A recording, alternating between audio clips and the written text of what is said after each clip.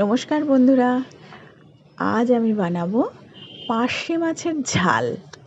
দেখো, এখানে আমি পার্শে মাছগুলো ধুয়ে নুন হলুদ মাখিয়ে রেখেছি।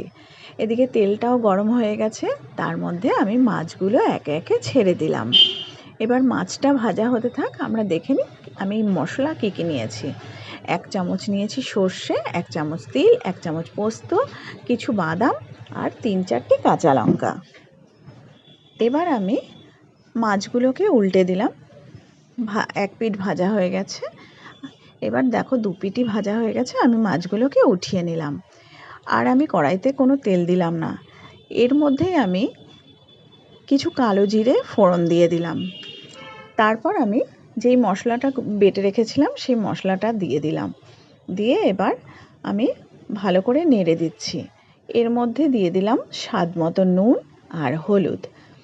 আর বন্ধুরা, আমি এই মশলাটা কিন্তু বেশি কষাবো না, কারণ এটা জিরে ধনের মশলা নয় তো, তাই। এবার আমি আর একটু জল দিয়ে মশলাটাকে আর একটু ভালো করে কষিয়ে নিলাম। তারপর দিয়ে দিলাম এর মধ্যে সামান্য চিনি, কারণ চিনিতে স্বাদটা খুব ভালো হয়। আমার ঘরের সবাই একটু মিষ্টি খেতে ভালোবাসে। জানি মাছে মিষ্টি খাটে না, তাও আমি একটু মিষ্টি দিই। তার মধ্যে দিয়ে দিলাম 2টো কাঁচা লঙ্কা। দেখো মশলাটা কষে গেছে। এবার আমি এর মধ্যে দিয়ে দেব 1 বাটি জল। তারপর জলটা ভালো করে ঝোলটা যখন ফুটে যাবে, তার মধ্যে আমি মাছগুলো ছেড়ে দেব। দেখো, সামান্যই জল দিয়েছি, খুব বেশি জল দেইনি, কারণ এটা মাখো মাখো হবে, তাই। আর বন্ধুরা, তোমরা এই পার্শে মাছের ঝালে মশলা কী কী দাও অবশ্যই কমেন্টে জানিও। এবার মাছগুলো দিয়ে দিলাম, আর একটু ফুটতে দেব, ভালো করে একটু জাল হোক।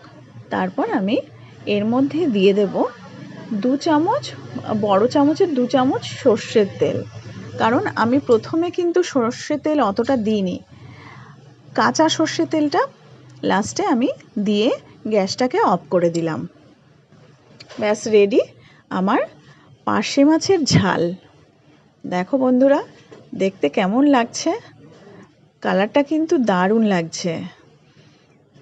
রেডি আমার পার্শে মাছের ঝাল।